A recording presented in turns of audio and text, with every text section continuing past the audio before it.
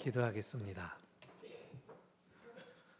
사랑의 하나님, 주의 크신 은혜 생각하며 또 이 시간 우리에게 주실 말씀에 귀를 기울입니다. 하나님께서 전하는 이와 듣는 모든 이들의 마음 하나님께로 향하게 하여 주시고 주가 우리에게 주시는 음성을 분명히 붙잡는 이 시간 자리가 되게 하여 주시옵소서. 예수님의 이름으로 기도합니다. 아멘. 어느 신혼부부가 있었습니다. 아내가 이제 남편한테 잘해주려고 살림도 열심히 배우고 또 할 수 있는 것들을 열심히 했습니다. 어느 날 신랑이 집에 이제 돌아왔는데, 퇴근해서 집에 돌아왔는데 아내가 울면서 그러는데, 여보, 이렇게 힉게 울면서 말을 잘못하고, 미안해 여보, 내가 당신 바지를 데리다가 태워 먹었지 뭐야, 미안해. 남편이 막 이제 신혼을 시작했지 않습니까? 마음이 좀 그랬지만 어떡하겠습니까? 괜찮아. 그 정장은 바지를 2벌 만들었잖아. 또 1벌 있으니까 괜찮아. 다치지 않았지? 괜찮아. 울지 마. 또 그랬더니 아내가 이제 애써 웃으면서 말하는 겁니다. 그래, 맞아. 그 바지가 2벌이라서 새 거 잘라다가 탄 거 가렸다. 잘했지? 그랬대요. 여러분 웃어도 되는데 왜 이렇게 어떡하지? 저희 집 아닙니다. 오해하지 마시고. 이 얘기입니다. 이 얘기. 오늘 본문에 그런데 새 옷에서 한 조각을 찢어 태운 옷을 가리는 얘기가 있었죠. 새 옷과 새 포도주, 가죽 부대의 비유가 나옵니다. 우리가 내용 잘 알고 왜 바꿔야 되는지, 예수님이 왜 이렇게 말씀하시는지도 아는데, 우리가 정작 새로워지지 않는다면, 그냥 새 것이 좋아라고만 하고 있다면 우린 그냥 말씀 핑계로 신상만 찾아다니는 사람들 되겠죠. 오늘 말씀을 통하여 예수님께서 새 것을 말씀하시는 이유, 그러므로 우리를 변화로 초대하시는 음성을 들으시고 참으로 새롭게 되는 그 은혜를 누리시기를 바랍니다. 아멘. 누가복음은 기본적으로는 마가복음의 시간선을 따라갑니다. 하지만 어떤 경우에는 시간의 순서를 뒤섞거나 혹은 내용에 따라서 이 기사의 순서를 바꾸기도 합니다.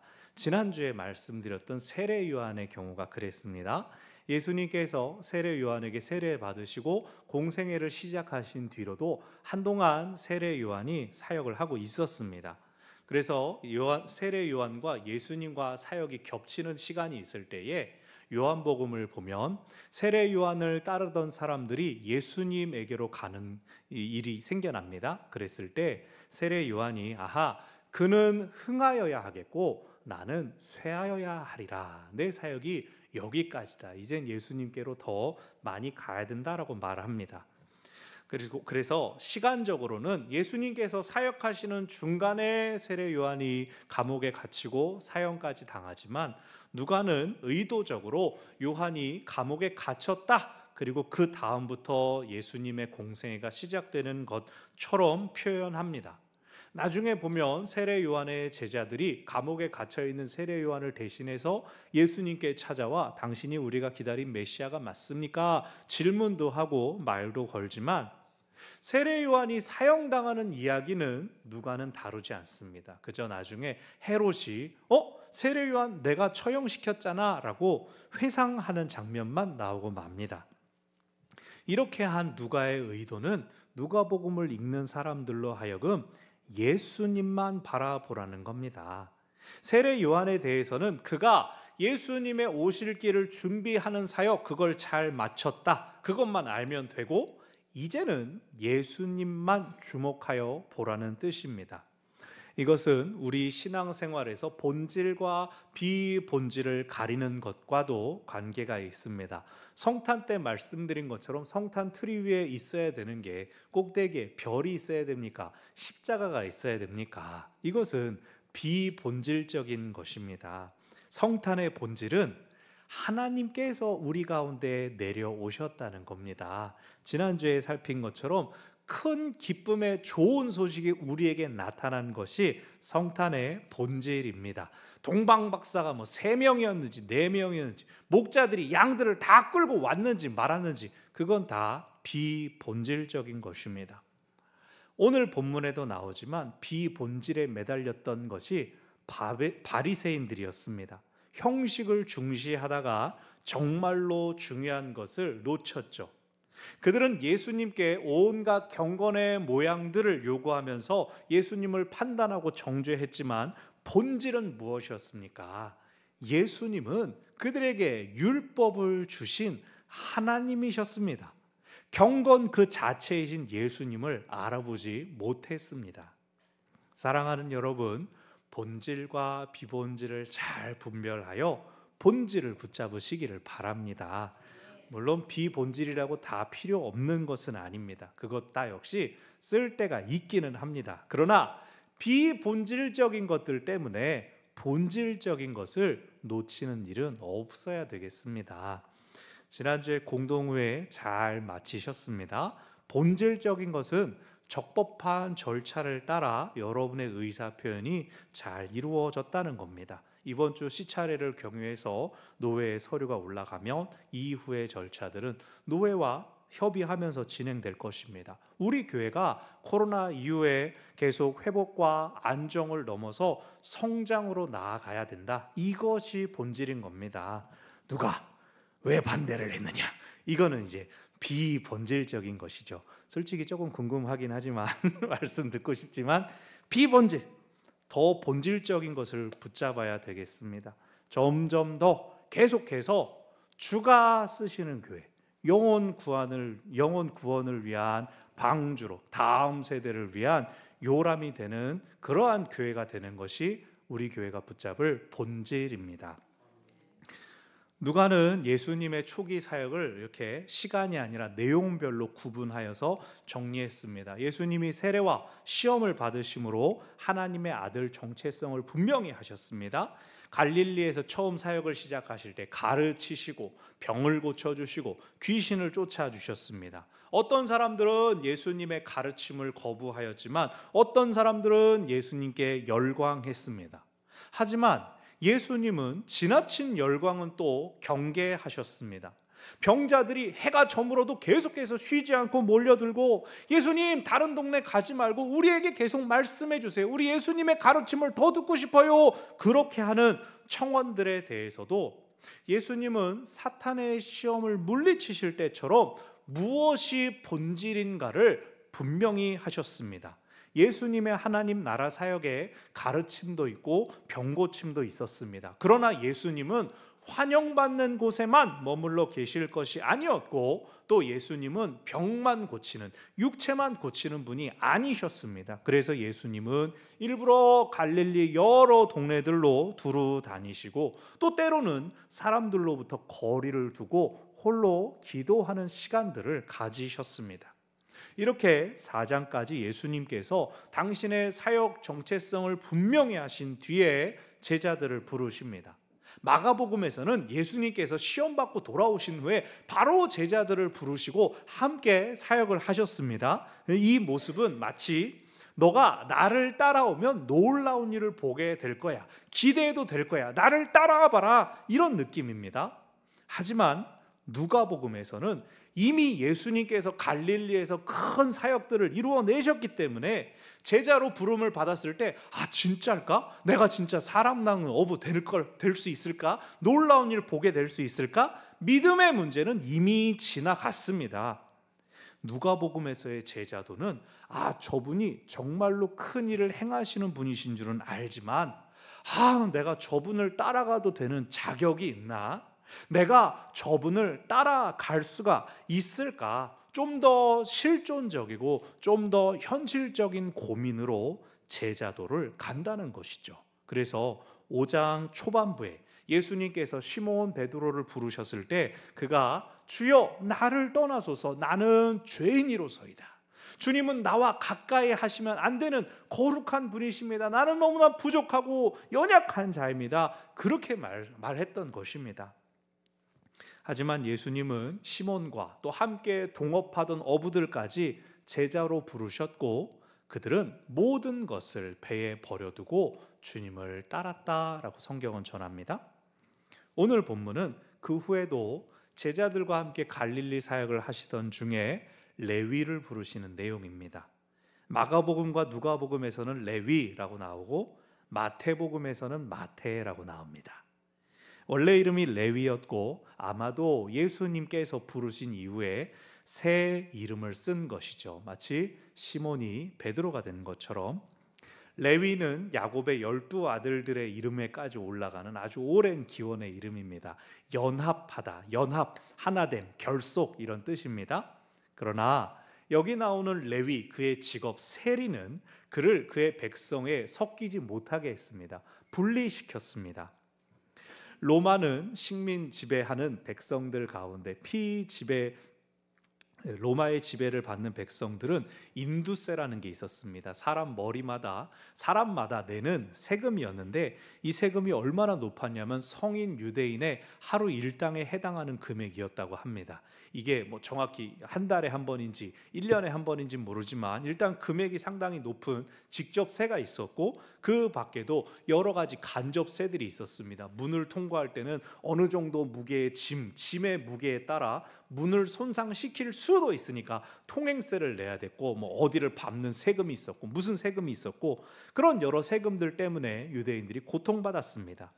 그래서 세례 요한도 세리들에게 말하기를 정해진 것 외에 더 부과하지 말라라고 말합니다. 그것은 세리들이 정해진 세금보다 더 걷어들이는 관행이 만연했었다는 뜻입니다. 세리는 그렇게 로마에 부역해서 동족을 괴롭히는, 동족의 고열을 빨아먹는 매국노, 죄인으로 매도당했습니다. 이 세리들이 손가락질 당하면서 명예는 포기하더라도 권력을 이용해 자신들의 부를 축적하고 또 세리들끼리 모이는 자신들만의 연합체를 꾸렸습니다. 그래서 삭개오 같은 경우는 그냥 세리가 아니라 세리장이었다라고 하죠. 그런 세리들 모임 중에서도 으뜸이었다는 뜻입니다. 그 세리 레위가 세관에 앉아 있는 것을 보신 예수님께서 나를 따르라 부르십니다. 이 사람의 심경에 부름을 받았을 때 레위 안에 무슨 일이 일어났는지는 모르지만 그 역시 모든 것을 버리고 예수를 따랐다라고 나옵니다.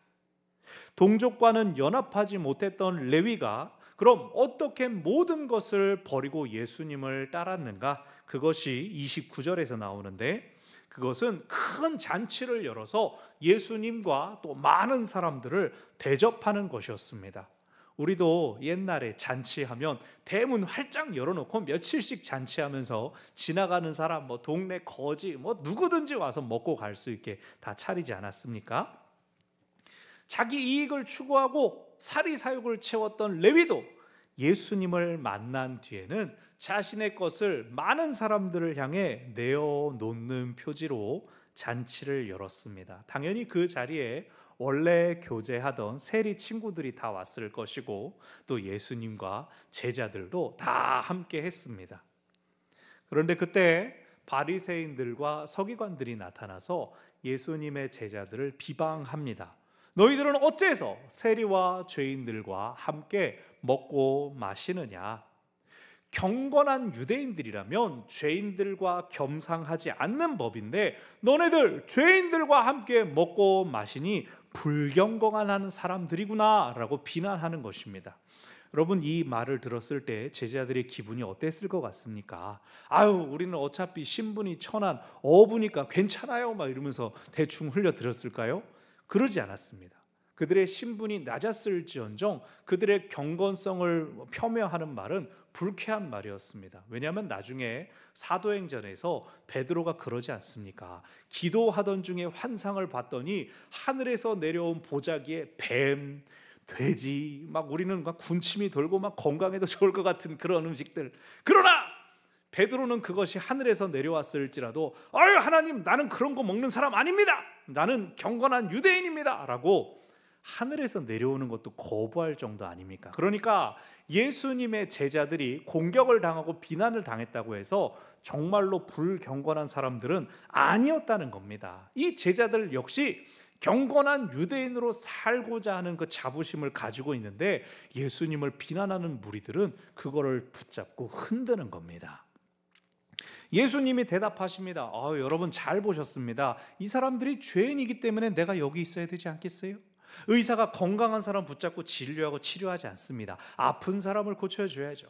내가 이 죄인들 회개시키기 위해서 이 자리에 있는 겁니다. 이렇게 대답하자 바리새인들이 아무 말도 못하고 또 이거 우리 잘못하는 건가 생각했던 제자들도 그러면서 안심하고 더 잘 먹었을 겁니다.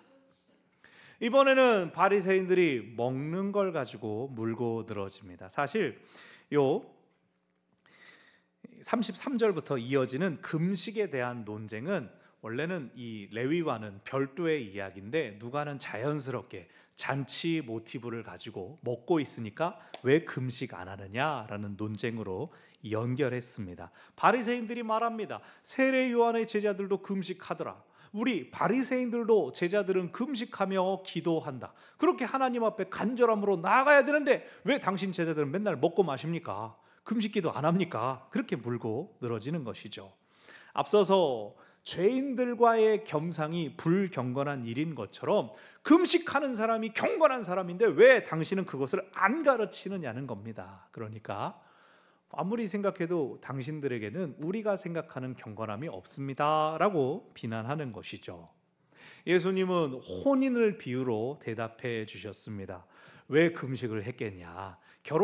혼인잔치가 열렸을 때 밥 못 먹는 사람들 이유가 뭐냐? 신랑이 아직 도착하지 않았으니까 기다리느라 밥을 먹지 않는 것이지, 신랑이 온 다음에는 그 손님들이 다 마음껏 먹을 수 있게 된다. 무슨 뜻입니까? 내가 신랑이고 오래 기다렸던 세례 요한이 예고하며 준비시켰던 내가 왔으니 이제는 잔치가 열렸다. 이제는 마음껏 먹고 마시는 것이다.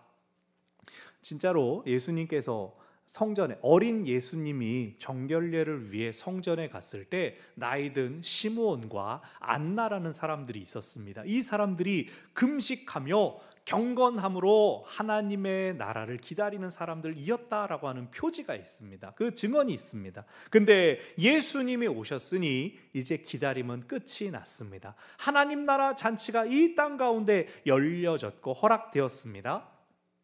그런데 아직도 금식하고 있다면 그게 무슨 뜻입니까?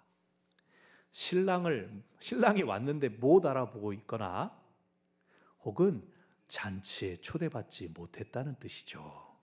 앞서 세리와 죄인들과 겸상하는 너희들 불경건하다라고 바리새인들이 비판했지만 정작 본인들은 우리는 아직도 금식하지롱 이렇게 말하는 바람에 하나님 나라 잔치 자리에 초대받지 못한 세상에서 제일 불쌍한 사람들이 자기들 말에 의해서 자기들이 된 겁니다. 이어서 예수님은 그들이 왜 불쌍한지, 왜 초대받지 못하고 있는지 말씀하십니다. 그것이 바로 새 옷과 새 가죽 부대의 비유입니다. 낡아진 옷, 시간이 지나면 버려야지. 새 옷을 새 천을 갖다 기운다고 새 옷이 될 수 없습니다. 낡았는데 새 거 갖다 붙였네? 이것밖에 안 되는 것이죠. 새 천까지도 결국은 못 쓰게 되고, 또 누가는 36절 뒷부분에 새 옷에서 찢은 조각이 낡은 것에 어울리지 않는다, 보기에 예쁘지도 않다, 아주 미적인 얘기까지 하고 있습니다. 그리고 여러분, 이제 꼭 술을 담그기 위해서가 아니라 발효시킨 것 보관해 놨다가 복분자든 뭐든 뻥 터져본 경험들 있으신 분들 계시지 않습니까? 포도주를 담그면 가죽 부대에 담아서 숙성을 시킵니다. 새 포도주가 새 가죽 부대에 들어가서 점점 숙성될수록 가죽 부대가 부풀어 오르죠. 이 가죽 부대가 술 맛을 잘 내는 것 같으니 다음에 또 써야지. 그리고 또 새 술을 넣으면 어떻게 됩니까? 늘어날 대로 늘어난 가죽 부대가 더 늘어나다 뻥 터지게 되면 새 술까지 버리는 것이죠. 예수님이 말씀하시는 낡은 옷, 낡은 가죽 부대는 구약, 율법 시대를 의미합니다. 그것들이 필요한 때가 있었습니다. 근데 이제는 예수님이 오셨습니다. 새 옷과 새 가죽 부대가 이제 사용할 수 있게 되었는데 아직도 옛 것을 고집하는 것은 이 바리새인들 말처럼 경건한 것 아닙니다. 옳은 것도 아닙니다. 그러면서 마지막 39절은 묵은 포도주가 새 포도주보다는 낫다라고 하는, 문맥에 좀 어울리지 않는 것 같은 구절이 있습니다. 이것은 그들이 지킨다고 하는 전통, 옛 것보다도 사실은 진짜 옛 것이 있다라는 뜻입니다. 태초부터 하나님과 함께 계셨던 예수님은 그들이 옛 것이라고 전통이라고 지키는 율법보다도 더 오래된 복음이라는 말씀입니다. 바리새인들이 전통 하는데 예수님은 율법을 주신 하나님의 아들입니다. 즉 번데기 앞에서 주름 잡지 말라는 뜻입니다. 너희들 눈에 불경건해 보이고 낯설게 보이는 이것이야말로 참 전통이고 어떤 것과도 비교할 수 없는 복음이라고 말씀하십니다. 근데 이 모든 일을 처음부터 쭉 겪은 레위의 마음에 무엇이 있었을까요? 모든 것을 버림으로 다시 채워지는 은혜가 있었을 것입니다. 그가 레위 대신에 사용한 이름 마태의 뜻은 하나님의 선물이라는 뜻입니다. 오늘 말씀을 통해 주님은 어떤 분이신지 두 가지를 기억하시기를 바랍니다. 먼저 예수님은 죄인을 부르시는 분이십니다. 우리 주님은 죄인들을 불러 회복시키시고 사명을 주시는 분이십니다. 예수님의 갈릴리 사역에서 많은 사람들이 예수님을 따르기 시작했습니다. 말씀을 듣기 원하여서 혹은 몸이 낫기를 원하여서 예수님이 계신 곳으로 찾아왔습니다. 예수님께서 말 잘 들을 사람, 순종할 사람 찾는다면 예수님 가르침에 귀를 잘 기울이고 잘 듣는 사람 중에서 찾을 수 있었을 겁니다. 또 왔네? 야, 너 나 제자할래? 예수님 그랬으면 막 좋아요! 뭐 이랬을 겁니다. 아니면 놀라운 기적을 경험한 사람들, 귀신이 쫓겨나거나 큰 병에서 회복된 사람들을 향하여 병 나았으면 인간적으로 나 좀 따라다녀야 되는 거 아니냐? 예수님 말씀하셨으면 누가 거부할 수 있었겠습니까? 하지만 예수님은 당신을 원래 따르던 자들 중에서 제자를 부르지 않으셨습니다. 세관에 앉아서 자기 일, 동족을 수탈하며 쏟아지는 모멸과 모욕을 한 귀로 흘려듣던 세리, 경건한 사람이라면 혹시 그들과 어울리게 될까 봐 더 피하는 기피 대상이었던 세리, 레위를 부르셨습니다. 예수님이 왜 레위를 부르셨는지 어느 복음서에도 나오지 않습니다. 우리는 예수님을 만난 이후 마태를 통하여 이유를 추측해 볼 뿐입니다. 마태는 사복음서 중에 마태복음의 저자로 알려져 있습니다. 동족인 유대인들에게 예수님의 말씀과 또 예수님의 행하신 일들을 자세히 전하려 했습니다. 마태복음은 유대인 맞춤 복음서라고 할 수 있을 정도로 예수님께서 구약 예언의 성취인 메시아이심을 잘 설명했습니다. 그것은 마태가 말씀과 율법에 통달한 경건한 유대인이었다는 뜻입니다. 잘 알아야 잘 설명할 수가 있죠. 그랬던 그가 동족들을 상대로 세리 일을 하고 있을 때 마음이 어땠을까요? 가슴 아파하고 눈물을 삼키면서 내가 이 썩은 세상 더 올라가면 바꿀 수 있겠지, 그런 마음이 있었을까요? 아니면 세파에 찌들어서 아이고 니들은 욕해라, 나는 부자라도 될란다, 세상 가치와 타협해서 영혼 없는 눈, 죽은 눈으로 그냥 다음 이러고 있었을까요? 전승에 의하면 마태는 이 유대 지방에서만 복음을 전한 것이 아니라 유대 지방을 떠나서 아프리카의 에티오피아 혹은 이집트까지 복음을 전했다라고 합니다. 그가 유대인을 대상으로 복음서를 썼기 때문에 아마 전도 여행도 세계 각지에 흩어져 있는 디아스포라 유대인들을 향했을 것이라고 생각됩니다. 하지만 사도행전에서 바울을 통하여 우리가 알 수 있는 것처럼 디아스포라 유대인들은 그리스도인들을 박해하고 핍박했습니다. 여러 전승 작가들은 마태도 고통스럽게 순교했을 것이라고 전합니다. 예수님은 그가 세리일지언정 용서받을 기회를 빼앗겨서는 안 된다고 보셨습니다. 그러나 세리이기 때문에 누구도 부르지 않고 누구도 가까이 하지 않던 그를 예수님께서 부르셨습니다. 부르심에 순종한 마태는 사제를 털어서 자기 친구들을 예수님께 소개했고 또 남은 평생을 예수와 복음을 위하여 헌신했습니다. 주님께서 한 죄인을 불러서 그 사람으로 하여금 많은 사람을 옳은 대로 돌아오게 하셨습니다. 우리도 나 이 정도면 됐어 스스로 만족하고 스스로 높아질 것이 아니라 죄인이었던 우리를 부르신 주님 앞에 겸손함으로 주가 쓰시는 사람 되기를 바랍니다. 아멘. 다음으로 예수님은 새롭게 하시는 분이십니다. 주님을 만난 레위가 마태가 된 것처럼 주님을 만나면 변합니다. 시몬이 베드로가 된 것처럼, 어부들이 전도자가 된 것처럼, 병자가 낫고 귀신 들린 자가 치유를 받은 것처럼 주님을 만나면 변합니다. 근데 어떤 사람들 말합니다. 시간도 변하지 않나요? 시간 지나면 다 변하지 않나요? 그렇죠. 근데 시간의 변화는 점점 낡아지게 하는 변화죠. 돈이 사람 변하게 하지 않습니까?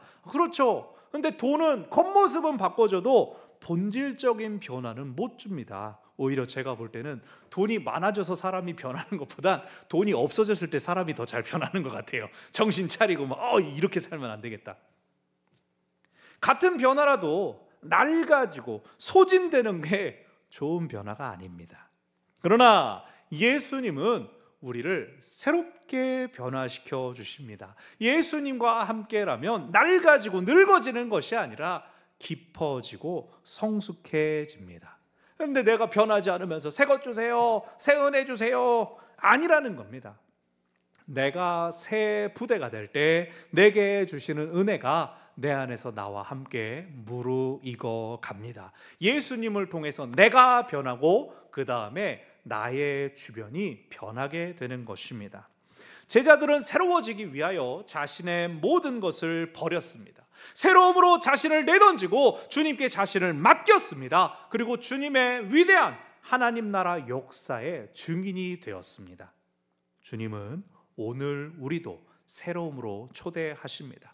주님께 나아가 맡기시기를 바랍니다. 주님께서 변화시켜 주실 것을 믿고 주님을 의지하시기를 바랍니다. 아멘. 말씀을 정리합니다.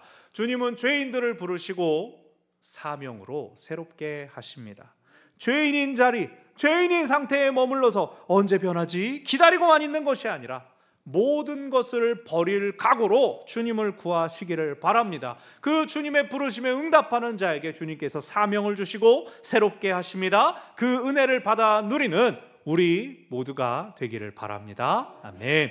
기도하겠습니다. 주님, 우리 가운데 찾아오셔서 이 땅 가운데 사람들 가운데 찾아오셔서 사람들을 변화시키고 세상을 변화시키는 놀라운 일 여기까지 이어주셨습니다. 주님께서 하신 그 많은 일들을 알고 있으면서 여전히 입으로는 아멘 아멘 하지만 나는 변하지 않고 나는 그대로 있으려고 하는 어리석음이 있지는 않습니까? 주님께서 우리를 세상을 변화시키는 자리로 초청하시고 초대하실 때에 우리를 부르실 때 나를 따르라 하실 때 우리도 제자들처럼 모든 것을 버리고 주님을 따라갈 수 있는 믿음의 결단들 있게 하여 주시옵소서. 주님께서 주시는 사명 붙잡고 주님께서 이끄시는 변화의 길 담대하게 나아가는 하나님의 사람들 저희가 되게 하여 주시옵소서. 예수님의 이름으로 기도합니다. 아멘.